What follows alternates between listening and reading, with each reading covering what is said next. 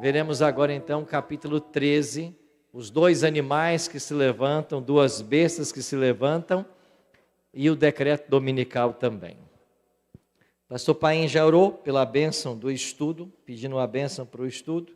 Então queria convidar você a nós olharmos com carinho para esse capítulo 13 de Apocalipse.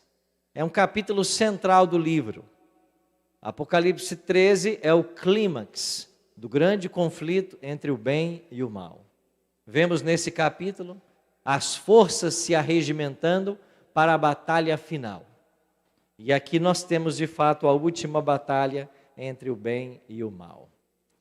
O capítulo 13, como eu disse de manhã, junto com o 12 e o 14, eles fazem parte do ápice do livro do Apocalipse, que foi escrito numa forma literária de quiasmo.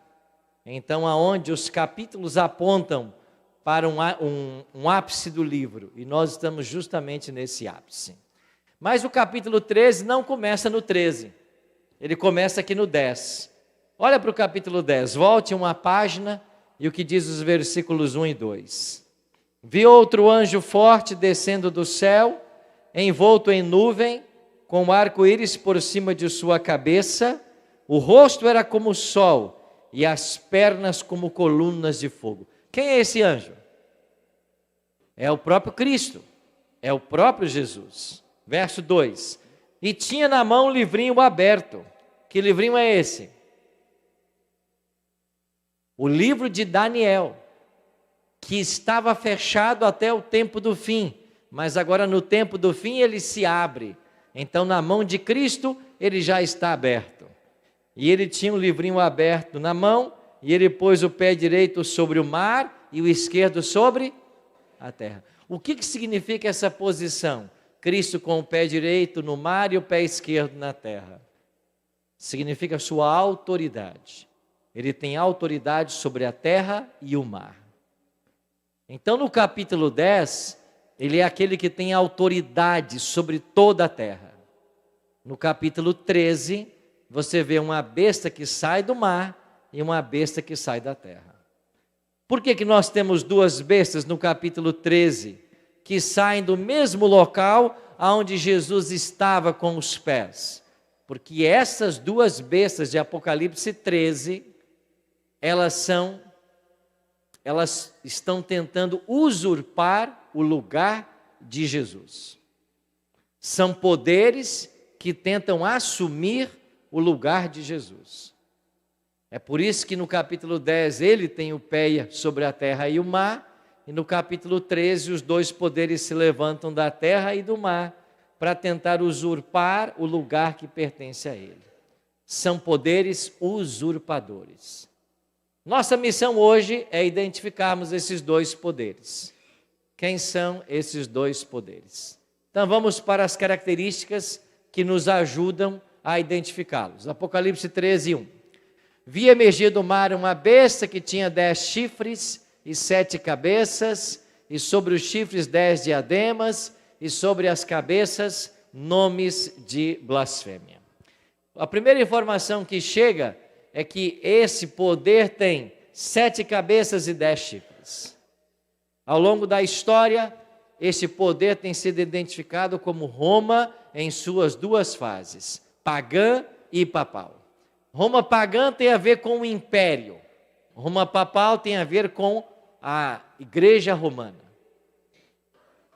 Este poder é identificado como o Império Romano, que dominou o mundo até 476, e depois como Roma papal, que começa o seu domínio em 538. Agora, será que nós podemos afirmar, e está correto essa afirmação? Vamos começar com uma besta, que em Apocalipse, animal, representa reino ou poder, e ele possui 10 chifres e 7 cabeças. Daniel 7,3 ajuda a entender o Apocalipse 13. 4 animais grandes, diferentes uns dos outros, subiam do mar. Em Daniel 7, ele viu 4 animais. Lembram desses animais? O primeiro era parecido com um leão, o segundo com um urso, o terceiro com um leopardo, e um quarto parecia um animal terrível e espantoso. Aí está a descrição dos 4 animais em Daniel capítulo 7. O verso 17 diz: Esses grandes animais, que são quatro o quê? Reis que se levantarão da terra. Então, o livro de Daniel ensina que animal em profecia significa um reino ou um rei. Então, esta besta ou estas bestas representam a reis, reinos, e esta primeira possui 10 chifres e 7 cabeças. O que são os 10 chifres? O próprio Apocalipse desvenda. Os 10 chifres que viste são 10 o quê? Reis, os quais ainda não receberam reino, mas recebem autoridade como reis, como a besta, durante 1 hora. O próprio Apocalipse, no capítulo 17, interpretando o 13, está dizendo que os 10 chifres da besta são 10 reis. Quais são esses 10 reis? São as 10 tribos bárbaras que vão invadir a Itália ou o Império Romano no 3º e 4º século da era cristã. Se você pegar Isaac Newton, que também escreveu um livro sobre as profecias de Daniel e Apocalipse, você vai ver que Isaac Newton, lá em 1733, já afirmava essa mesma interpretação. E ele colocava os 10 chifres como sendo os vândalos, álamos, suevos, visigodos, burgúndios, francos, lombardos, bretões, hunos e Ravenna. Se você pegar os historiadores modernos, há uma semelhança muito grande, com exceção dos 3 últimos. Os anglo-saxões